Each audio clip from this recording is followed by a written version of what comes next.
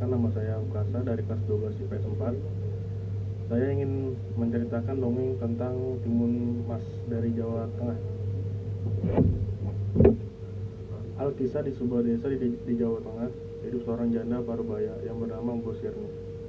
Sejak ditinggal oleh suaminya beberapa tahun, ia hidup sebatang kara.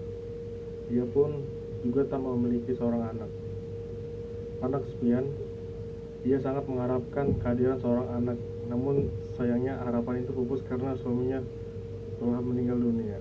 Mbok Sirni hanya dapat menunggu keajaiban untuk bisa memiliki anak.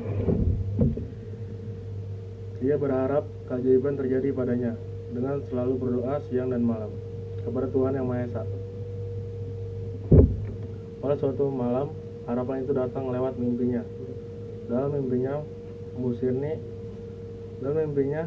Sirni didatangi sosok raksasa yang menyuruhnya pergi mengambil sebuah bungkus di bawah pohon besar di hutan, tempat biasanya ia mencari kayu bakar. Saat terbangun di pagi hari, Mbok Sirni hampir tidak mempercayai dengan mimpinya semalam. Mungkinkah keajaiban akan benar-benar terjadi padaku? Ia pun bertanya dalam hati dengan ragu. Namun Mbok Sirni berusaha menghilangkan keraguan hatinya. Dengan penuh harapan, ia bergegas menuju ke hutan yang ditunjuk oleh raksasa itu. Setibanya di hutan, ia mencari bungkusan yang berada di bawah pohon besar. Namun ia justru sangat terkejut saat menemukan bungkusan yang dikira berisi seorang bayi, tetapi hanya berisi sebutir biji timun. Hatinya pun bertanya-tanya, apa maksud raksasa itu memberikan sebutir biji timun?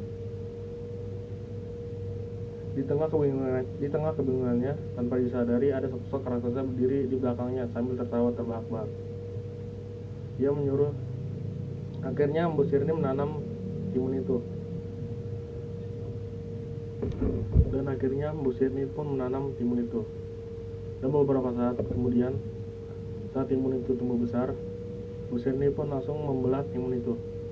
Dan terkejutnya dia karena isi dari timun itu seorang bayi. Selang beberapa tahun, Timun Mas telah beranjak dewasa. Ia menyuruh Timun Mas agar berpura-pura sakit. Raksasa tidak akan mau menyantapnya saat matahari mulai senja. Raksasa itu pun mendatangi gubuk Mbok Sirni. Keesokan harinya, pagi-pagi sekali berangkatlah Mbok Sirni ke gunung. Sesampainya di sana, ia langsung menemui Pertapa dan menyampaikan maksud kedatangannya. Melihat Timun Mas yang benar-benar sudah dewasa, raksasa itu semakin tidak sabar ingin segera menyantapnya. Ketika ia hendak menangkap Timun Mas, segera berlari sekencang-kencangnya. Raksasa itu pun mengejarnya. Tak ayal lagi, terjadilah kejar-kejaran antara makhluk raksasa itu dengan Timun Mas. Timun Mas pun segera melempar bungkusan yang berisi jarum. Dalam sekejap, jarum-jarum tersebut berubah menjadi rerumbunan pohon bambu yang tinggi dan runcing. Namun raksasa itu mampu melewati dan terus mengejar Timun Mas, walaupun kakinya berdarah karena tertusuk bambu tersebut. Alhasil raksasa itu terkalahkan karena tercebur ke dalam lautan lumpur dan tewas seketika. Maka selamatlah Timun Mas dari kejaran raksasa itu. Dengan sekuat tenaga, Timun Mas berjalan menuju ke gubuknya untuk menemui ibunya. Melihat anaknya selamat, Mbok Sirni pun langsung berucap syukur pada Tuhan Yang Maha Kuasa. Sejak itu, Mbok Sirni dan Timun Mas hidup berbahagia.